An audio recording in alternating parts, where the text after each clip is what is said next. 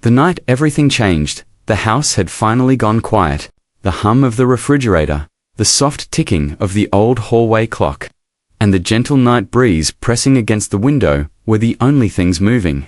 It had been a long day for her, cooking, cleaning, and taking care of the little details nobody ever thanked her for.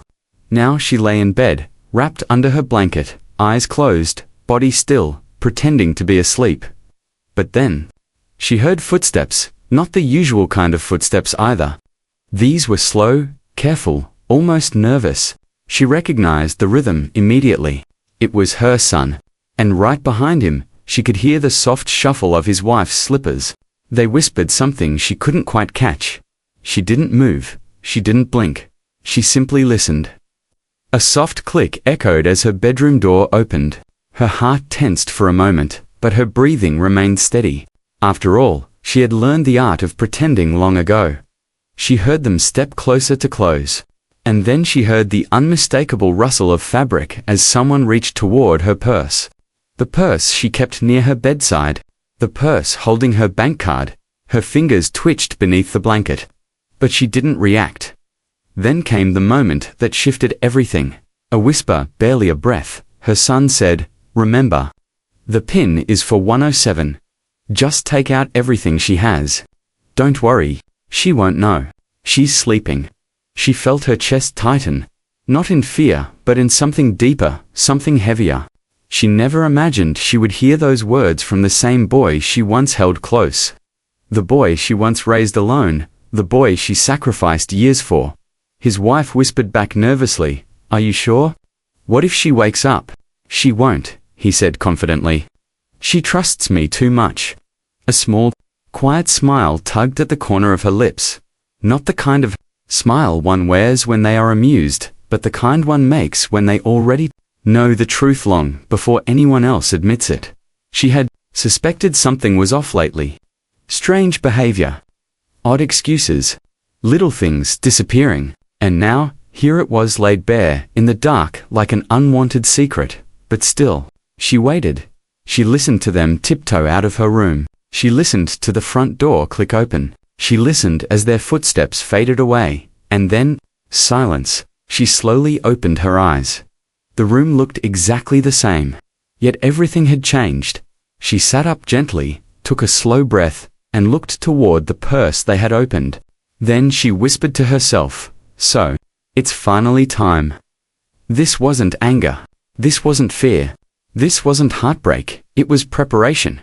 She had been waiting for this moment for proof, for clarity, for the truth spoken not in words to her face, but in whispers in the dark.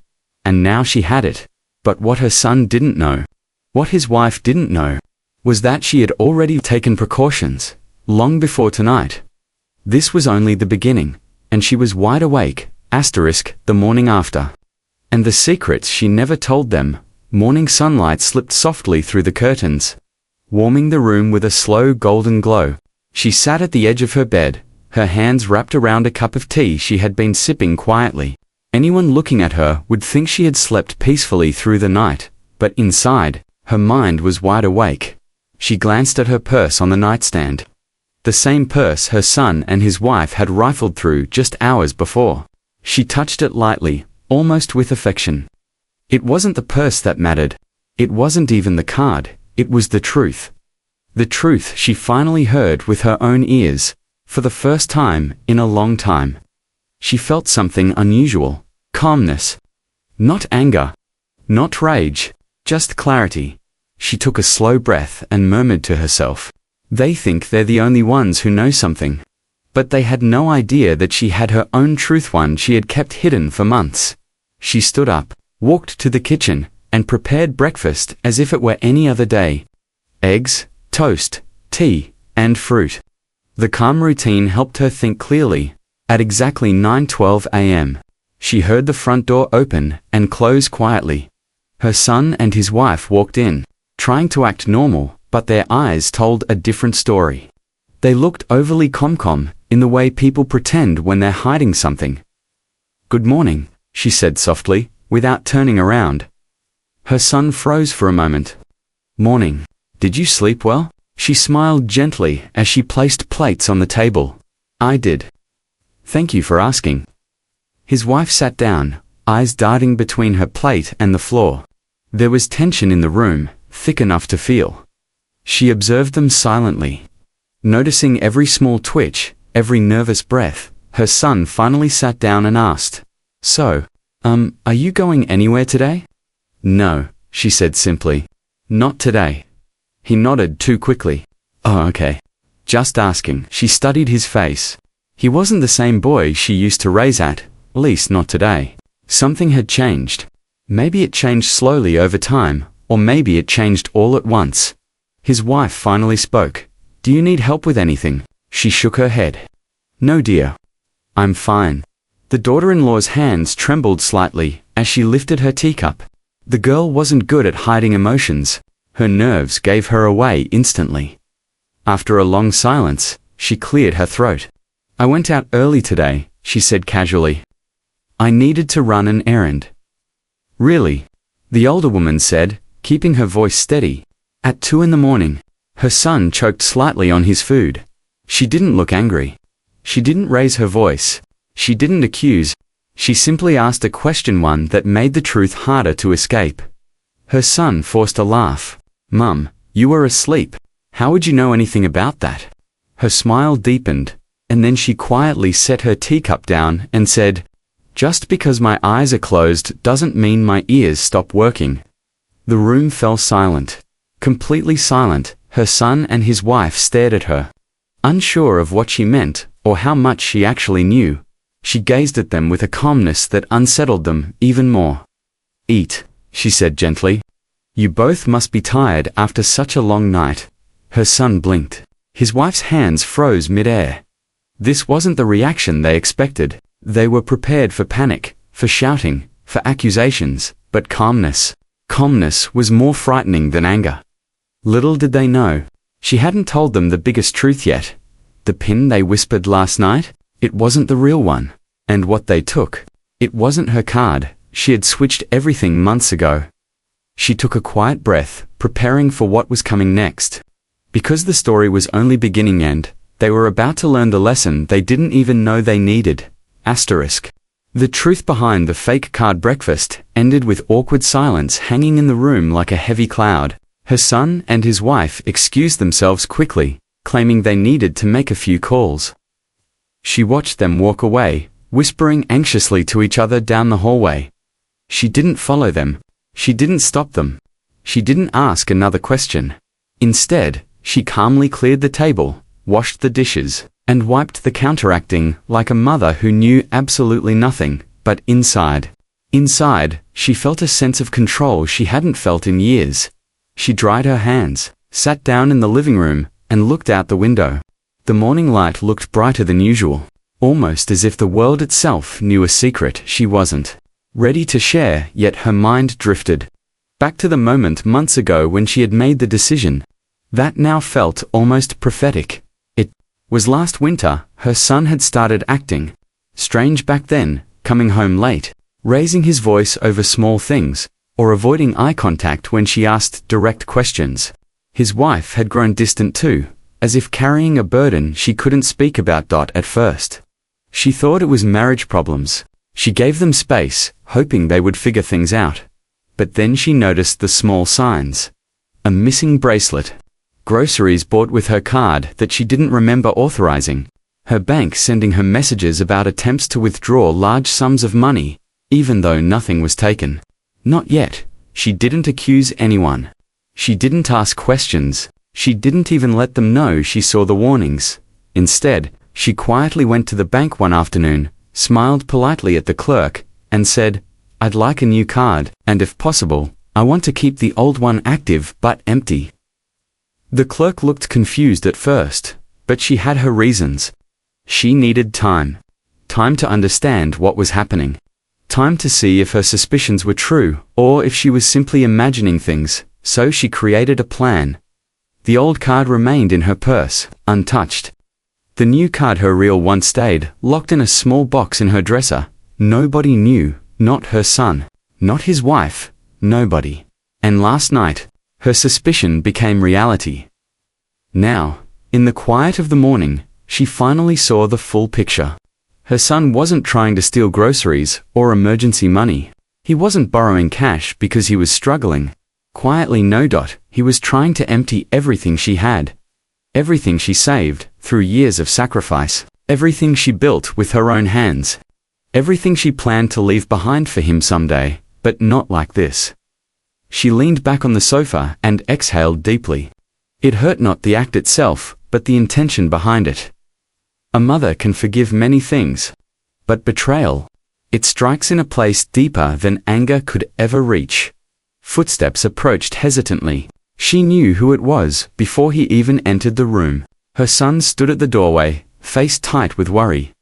"Mum," he said, barely above a whisper. "Can we talk?" She turned slowly toward him. Of course, his wife stood just behind him.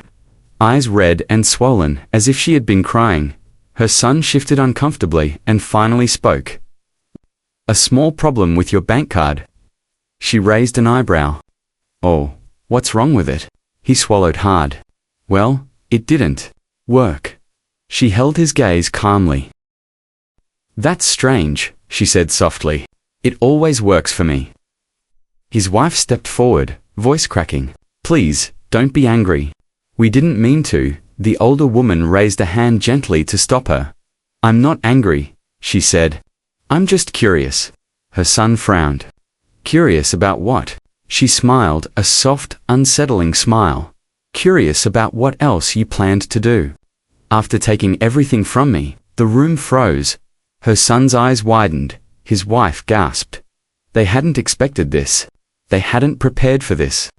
They thought she would be confused, scared, maybe even helpless, but she wasn't, not anymore. And now they were the ones who had to explain. The confession they tried to hide. Her son stood frozen, his shoulders tight, eyes fixed on the carpet, as if the answer to everything was hiding in the pattern. His wife stood behind him, trembling, trying to hold herself together. The older woman didn't rush them. She simply waited, calm, steady, patient. The silence felt heavy, but it was the kind of silence that pulls the truth to the surface. Finally, her son sighed and sat down on the edge of the chair, running a hand through his hair. "Mum, it wasn't supposed to happen like this," he said quietly. She leaned slightly forward. "Then how was it supposed to happen?" He didn't look up. I thought you had more than enough. I thought maybe you wouldn't notice." Her eyebrows lifted slightly.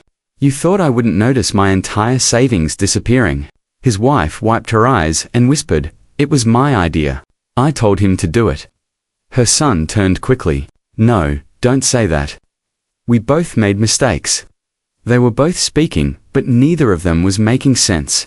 They were trying to protect each other, shield each other, explain things in pieces that didn't match. So the older woman folded her hands gently on her lap and asked, "What pushed you to this point? Tell me the real reason." Her son's face finally cracked, revealing fear, guilt, and exhaustion underneath. He took a shaky breath. "We're in debt," he said. "A lot more than you think. It started small.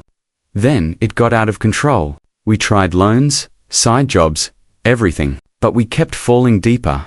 His wife nodded, tears streaming down her cheeks. "We didn't want to burden you. We didn't want you to think we were failures.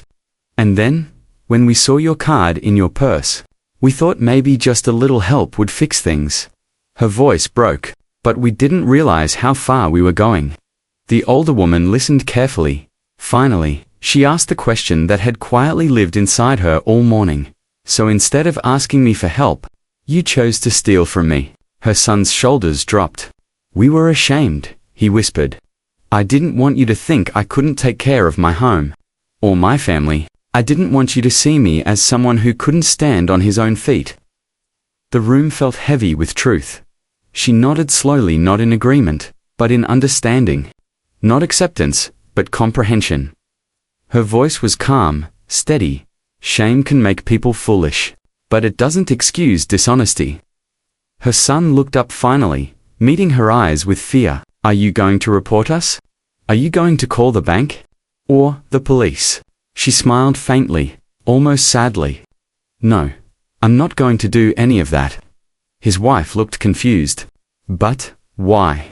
She stood and walked toward the window, looking out at the quiet street, the same view she had seen every day. But today, it felt different. When you try to hurt a stranger, that is a crime, she said softly. But when you hurt your own family, that is a wound. She turned to face them. And wounds don't get healed by punishment. They get healed by honesty. Her son looked away again, ashamed. We should have told you. We should have trusted you. Yes, she said. You should have. A moment of silence settled again. Then she added, but the truth is, I already knew something was wrong. That's why I changed my real bank card months ago. That card you took, it has nothing in it. Her son's mouth parted slightly. You knew. I suspected, she said, and last night confirmed it. His wife gasped softly. All that planning, all that fear, for nothing. She shook her head. No, not for nothing. It showed me something important. Her son swallowed hard. What's that? That you both reached a point where you needed help so badly, she said gently, that you thought stealing was your only option. She stepped closer, her voice steady and full of gravity. And now that I know the truth, I'm going to help you, but not the way you expect. Her son looked up, confused. What do you mean? She took a deep breath. Before anything else, she said, there is one thing you both need to do. They waited. Tense. You need to earn back my trust. The room went completely still, and everything was about to change. Earning back what was broken her. Words hung in the air with a weight that neither her son nor his wife knew how to respond to. Trust, it was a simple word, yet it felt heavier than any punishment they could imagine. Her son lowered his head. How do we do that, Mum? He asked quietly. She walked back to the sofa and sat down, keeping her eyes on them. By showing me through your actions that you are not the people I heard whispering in the dark last night. Her son looked crushed. His wife wiped her face with the back of her hand, her voice trembling. We're willing to do anything. Anything to fix this. The older woman nodded. Good. Then listen carefully. There was a pause, a long, thoughtful pause before she spoke again.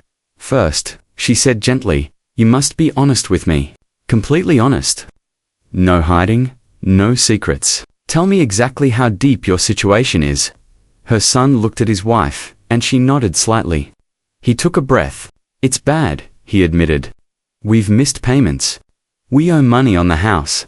Some bills are overdue. And his voice cracked, we borrowed from someone we shouldn't have. His wife squeezed his arm. We didn't want to scare you. Things got out of control. The older woman closed her eyes for a moment, feeling a mixture of sadness and compassion. You should have come to me the moment you felt things slipping, she said softly. That's what family is for. We know, his wife whispered. We were afraid. She nodded slowly. Fear makes people hide. But hiding never saves anyone. She folded her hands in her lap. Second, she continued, you must take responsibility for the choices you made. Not to punish yourselves, but so you never repeat them. Her son swallowed hard. What does that mean? You're going to call the bank, she said. Tell them you tried to use the wrong card. Tell them it was a mistake. And then we'll sit together and plan how to deal with your debt. Her daughter-in-law looked shocked. You're really going to help us? I'm going to guide you, she said firmly. The help only works if you do the work. Her son nodded slowly, understanding the seriousness in her tone. Yes, we'll do it. She smiled faintly. Good. Third, she added, you will not step into my room at night again. If you need something, you knock. If there's a problem, you tell me during the day. No more secrets. Her son felt his face burn with shame. I promise, he said. No more sneaking around, ever. His wife nodded firmly. And I promise too. They stood there like children being corrected, not because she scolded them, but because they knew how badly they had betrayed the trust she had given them so freely. The older woman felt a softness rise in her chest as she watched them. She could see the fear, the guilt, the exhaustion, but also something she hadn't seen in a long time, humility. She took a deep breath. There is one more thing, she said. Her son looked up. "What is it?" "You both have to understand," she said gently, "that what you didn't break my finances. It broke my heart." His wife covered her mouth as tears filled her eyes again. Her son stepped forward, voice trembling. "I'm so sorry, Mum. I was desperate. I didn't trust you enough to ask for help. I'm ashamed of myself." She stood up slowly and placed her hand on his cheeks, something she hadn't done since he was a boy. "Shame is only useful if it pushes you toward change," she said. He nodded, tears falling silently. She turned to his wife, who stood shaking. "You are part of this family. If you need help, you come to me openly, not through the shadows." "Yes," she whispered, sobbing softly. "I'm sorry. I truly am." "Good," the older woman said. "Now we begin again." A long silence followed, one filled with pain, honesty, and the smallest hint of healing. None of them knew it yet. But what was coming in part 6 would test everything they just promised. Because the person they borrowed money from was about to show up. A visitor at the door, and a different kind of ending. The afternoon sun cast long shadows across the living room as the older woman sat with her son and his wife, planning the next steps they needed to take. They had already gathered all their papers, bills, overdue notices, loan documents, and placed them neatly on the coffee table. She scanned each one calmly, helping them sort through the dates and the amounts. It wasn't going to be easy, but at least now, it was honest. Her son leaned back, rubbing his forehead. "I don't know how we let it get this far," he murmured. "You got overwhelmed," she said softly. "Anyone can fall into that trap." His wife nodded weakly. "We kept hoping the next month would be better. And then the next. And soon, we were just drowning." The older woman placed a reassuring hand on hers. "You won't drown now. We're facing this together." Just as those words settled into the room, there was a sudden knock at the door. A firm, steady knock. Her son froze. His wife went pale. The older woman turned toward them. "Is someone coming over?" Her son hesitated before answering. "Mum. That might be the person we borrowed money from." Her eyes softened. "Are you afraid?" He nodded honestly. "Yes." She placed a hand on his arm. "Then let me talk to them with you." He swallowed hard, then slowly stood up. Together, they walked to the door. He opened it carefully. Standing outside was a man in his late 40s, dressed in simple clothes, nothing intimidating, nothing harsh. His eyes were tired, but not unkind. He held a small envelope in his hand. Her son started speaking immediately. I know I'm behind on what we owe. I'm sorry." "I know." The man gently raised a hand. "No need to explain right now. May I come in?" Her son looked at his mother. She nodded gently. Inside. The man sat on the edge of a chair and looked down at the envelope in his hands. "I didn't come here to pressure you," he said. "I came because I heard from a friend that you've been going through a hard time." Both the son and his wife exchanged surprised looks. The man continued, "I'm not here to argue. I just wanted to know if you were safe, and if you had a plan." Her son's voice trembled. "We do now. We're working on everything with my mother." The man nodded slowly. "That's good. That's very good." The older woman leaned forward, her tone warm but firm. "They're trying to fix things. They made mistakes, but they're facing them now." The man "Then I'll give you more time. No pressure, no visits. Just keep me updated every couple of weeks." Her son looked stunned. You're really giving us more time?" "You're not bad people," the man said simply. "You just made some bad decisions." His wife wiped a tear from her cheek. "Thank you truly." The man stood, ready to leave. "Just do better from here on. That's all I ask." After he left, the room felt lighter, almost peaceful. Her son turned to his mother with disbelief in his eyes. "I can't believe he was so understanding." She smiled softly. "Not everyone who knocks on your door comes to harm you. Sometimes, people come to give you another chance." Her son broke down then, not out of fear, but out of relief. He hugged her tightly. "Thank you, Mum," he whispered. "For everything." His wife joined the hug, tears falling freely. We'll never betray your trust again. We promise." The older woman closed her eyes for a moment, letting the warmth of her family surround her, and in that quiet embrace, she knew something with absolute certainty. This family was broken last night, but today, they were rebuilding.